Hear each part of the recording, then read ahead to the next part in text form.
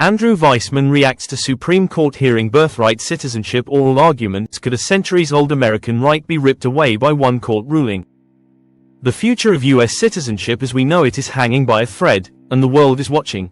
One of the most deeply rooted rights in American history, the automatic right to citizenship for babies born on US soil, is now at the center of a fierce legal showdown. And at the heart of it, a controversial push from the Trump administration that's now headed straight to the Supreme Court. Let's break this down.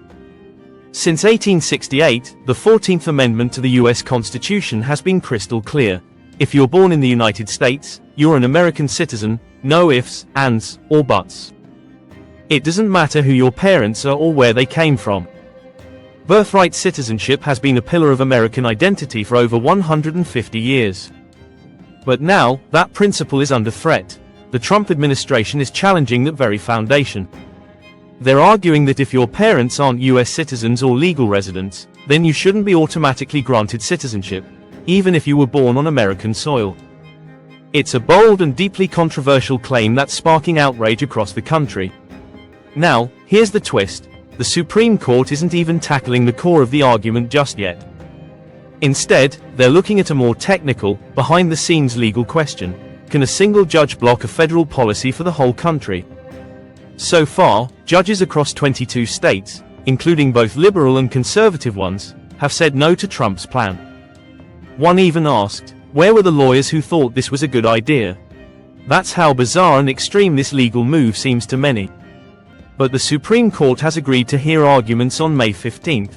And while the underlying policy remains blocked for now, this case could open the door for a major shift, one that affects around 150,000 babies born in the US every year.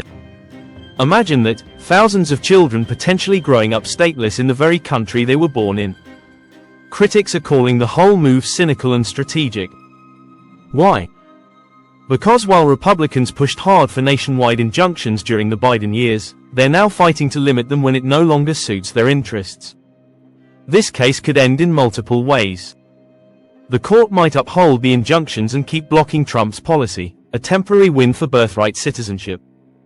But they could also change how legal challenges work, making it harder for any future administration to be held accountable in court.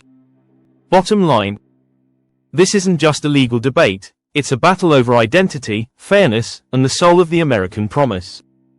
And while it's happening across the Atlantic, its impact could ripple far beyond US borders. Stick around, we'll be keeping a close eye on what happens when the Supreme Court steps in next month. Let me know if you want this tweak to match your channel's tone, e.g. more dramatic, more neutral, faster paced, or if you'd like a shorter version for a quick video.